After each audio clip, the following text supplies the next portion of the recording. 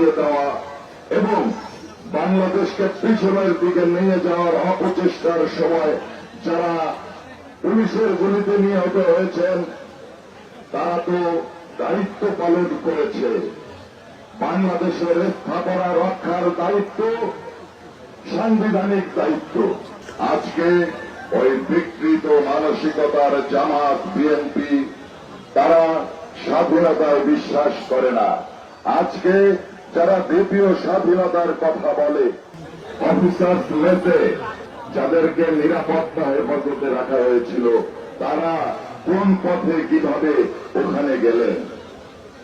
প্রিয় বন্ধুগণ, আপনাদের কাছে সামনে আমি বলতে চাই, সারা বাংলাদেশে হত্যা নৈরাজ্য সৃষ্টি করছে। মহান মুক্তিযুদ্ধের মাধ্যমে আমাদের অর্জিত স্বাধীনতা আজ ভুল অর্জিত। আজকে ওই বিকৃত মানসিকতার জামাত বিএনপি তারা স্বাধীনতায় বিশ্বাস করে না। আজকে যারা দ্বিতীয় স্বাধীনতার কথা বলে, স্বাধীনতার অর্থ কি শিশু হত্যা? স্বাধীনতার অর্থ কি আমাদের এই স্বাধীন বাংলাদেশের থানা লুট? স্বাধীনতার অর্থ কি জেলখানা ভেঙে ফেলা? প্রিয় বন্ধুগণ, যারা আওয়ামী লীগের নেতা কর্মীদের বাড়িতে আক্রমণ করেছে সারা বাংলাদেশের বিভিন্ন জায়গায়, আমার হাজার হাজার নেতা কর্মীকে হত্যা করেছে, এই হত্যার বদলা নেওয়ার দৃঢ় অঙ্গীকারের দিন আজ 15ই আগস্ট। প্রিয় আপনারা ধৈর্য সহকারে অল্প সময় দেন, আমি বেশি বক্তব্য রাখবো না। আজকে সারা বাংলাদেশে এই 15ই আগস্টকে কেন্দ্র করে ওই বিএনপি জামাত বিভিন্ন কর্মসূচি দিচ্ছে। বঙ্গবন্ধুর পাথরের মূর্তিকে ভেঙে ফেলা যায়, ছবির বঙ্গবন্ধুকে মুছে ফেলা যায়, কিন্তু কোটি কোটি বাঙালির হৃদয়ের বঙ্গবন্ধুকে কখনোই এদেশ থেকে মুছে ফেলা যাবে না। অনেক বড় পরিবার বাংলাদেশ আওয়ামী লীগ যে সময়ে সংগঠন পরিচালনা করছে, সারা বাংলাদেশে আওয়ামী লীগের নেতা কর্মীরা অত্যন্ত সুসংগঠিত ভাবে সংগঠিত হচ্ছে। বন্ধুগণ, আপনারা দেখেছেন 5ই আগস্টের ঘটনার পরে 6 তারিখে আমরা এই বঙ্গবন্ধুর মাজার থেকে শপথ নিয়েছি। আমাদের শপথের সাথে সাথে সারা বাংলাদেশের মানুষ জাগ্রত হয়েছে, তারাও শপথ নিয়েছে জাতির জনক বঙ্গবন্ধুর কন্যা দেশরত্ন শেখ হাসিনাকে দেশে ফিরিয়ে আনার আগ পর্যন্ত তারা ঘরে ফিরে যাবে না। ঢাকা শহরে আপনারা দেখেছেন গতকাল আমাদের স্বাধীনতার মহান স্থপতি বঙ্গবন্ধুর বাড়ি হাজার হাজার স্মৃতি বিজড়িত যে জায়গা বাংলাদেশের স্বাধীনতার ইতিহাস, সেই বাড়িকে অবমাননা করা হয়েছে, বঙ্গবন্ধু জাদুঘর পুড়িয়ে দিয়েছে। গতকালকে যখন হাজার হাজার মানুষ বঙ্গবন্ধু ভবনে হাজির হয়েছে, মোমবাতি প্রজ্বলন করেছে, ওই 71-এর পরাজিত শক্তি বর্তমান শাসক গোষ্ঠী ভয়ে ভীত হয়ে অত্যাচার নির্যাতন শুরু করেছে। আজকে আমাদের গোপালগঞ্জের যারা ঢাকায় অবস্থানে ছিল, তারা যখন ওই 32 নম্বরের সামনে যাওয়ার চেষ্টা করেছে, তাদেরকে নির্মমভাবে সেনাবাহিনী এবং পুলিশের সহযোগিতায় নির্যাতন করছে। এই অবস্থা চলতে পারে না, এই অবস্থায় আমরা চলতে দেব না। আজকের দিনে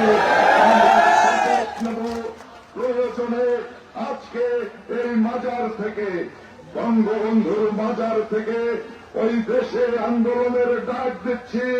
সারা বাংলাদেশের মানুষকে ঐক্যবদ্ধ হয়ে ঢাকা অভিমুখে আমরা যাত্রা করে ওই অপশক্তিকে বঙ্গবন্ধুর সোনার বাংলা গড়ার দৃঢ় প্রত্যয় ব্যক্ত করছি।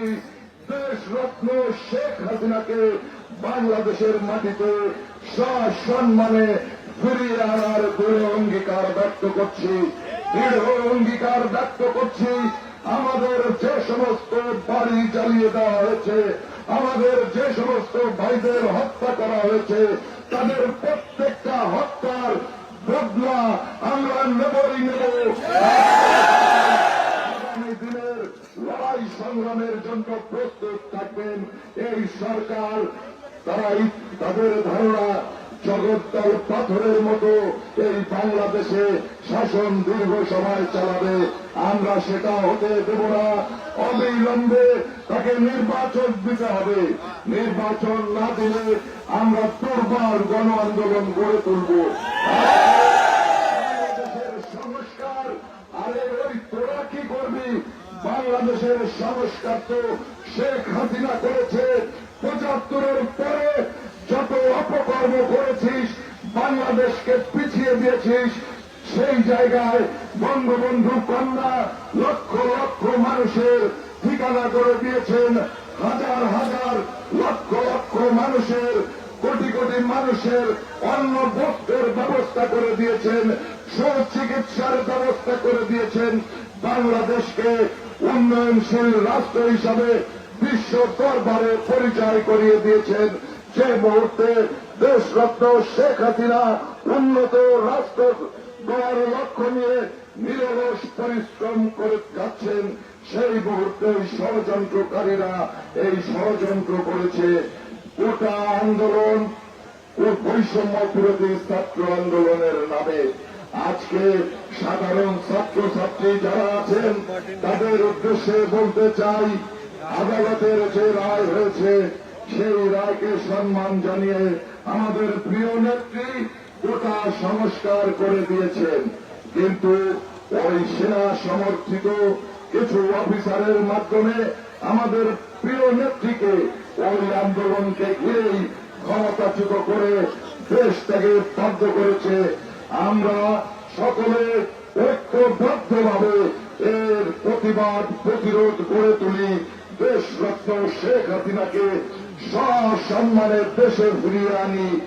আর একটা ছোট্ট প্রশ্ন আপনাদের কাছে, যে 5 তারিখ পর্যন্ত যারা আইন শৃঙ্খলা দেশের আন্তর্জাতিকভাবে বাংলাদেশকে পরিচয় করিয়ে দেওয়ার জন্য যে স্থাপনাগুলো দেশরত্ন শেখ হাসিনা করেছেন, সেই সমস্ত স্থাপনা জ্বালিয়ে দেওয়া এবং বাংলাদেশকে পিছনের দিকে নিয়ে যাওয়ার অপচেষ্টার সময় যারা পুলিশের গুলিতে নিহত হয়েছেন, তারা তো দায়িত্ব পালন করেছে।